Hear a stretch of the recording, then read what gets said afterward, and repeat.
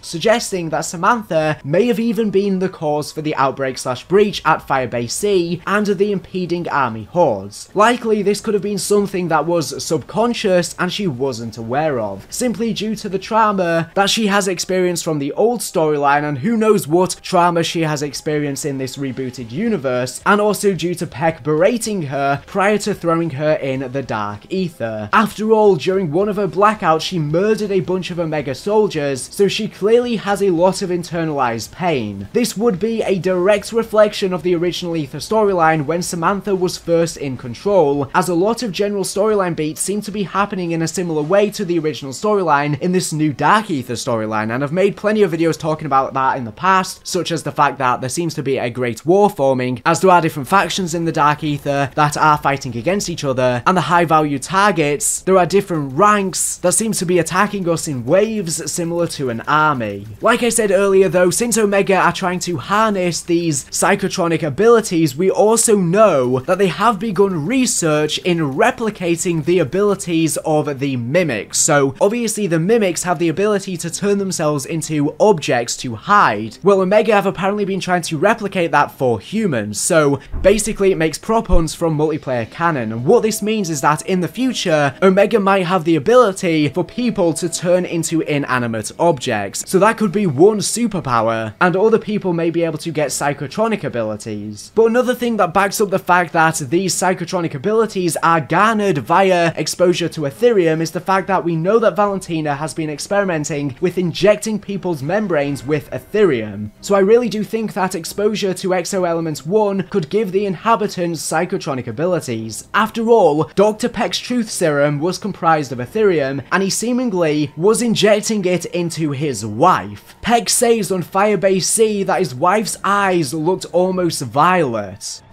You wore the necklace from your 40th. Bought it at Dahlia's, your favorite. Lovely night, isn't it? Nothing like the Big Apple in wintertime. Fresh, crisp snow on the ground. Your eyes, my dear. They look almost violet in the moonlight. And Samantha's eyes, obviously upon exiting the Dark Aether, are similarly violet. So Peck's wife may have the same abilities as Samantha, and she may have the same crystalline Dark Aether eyes, and she may have garnered the same abilities. In conclusion though, I don't really know what this means in terms of the future storyline, because it seems like, as I was saying, Valentina is working behind Omega's back to unleash these Nazis with an unknown operator. So all of this research to do with these Psychotronic abilities that she's been doing for Omega, they're not really for Omega, so Omega are probably not actually going to be able to harness these Psychotronic abilities, and Valentina is probably going to use them either for herself or an unknown organization, potentially the Nazis or some other secret agenda. But one thing is for sure, Omega and Requiem aren't really the true threat here. Neither are the Nazis, I don't think. I think there is some sort of secret agenda here that we do not know what it is yet, and we will find out in the future, but I have a feeling like it's got something to do with Valentina that Valentina is working with. It would make more sense that she has picked Eddie to work with, which has the capability of harnessing more power from the Dark Aether in a similar way to Samantha when she entered the Dark Aether, because it seems like the Dark Aether has kind of like photogenic memory, kind of like a muscle reflex, and that is why Samantha is starting to remember stuff from the old Aether storyline, as the Dark Aether is starting to mold them back to the past. And maybe that is why this unknown operator was stalking Samantha in the D Machina intro. Maybe Valentina has some sort of knowledge of the fact that Samantha used to be in the Dark Aether back in the old Aether story, and that is why she was paying attention to her. We know that time spent in the Dark Aether changes your blood, and it gains ethereal energy, and Samantha even had the purple eyes in the old Aether story. We know the Requiem director is dodgy as well, so maybe he was actually placed in that position by Valentina as a Soviet agent. Carver seems to be a mole too, so really the fight between Omega and Requiem is pointless. They're just being played against each other, it's a fake war, and it seems like it was all set up by Valentina and whoever she is working with or for. All of the puzzle pieces have been put in place for all of these events to transpire, for some actually talking about it. Anyways, thank you for watching the video, and make sure to subscribe if you're not here for the latest and greatest Call of Duty news and information. So anyways, thank you for watching, and bye.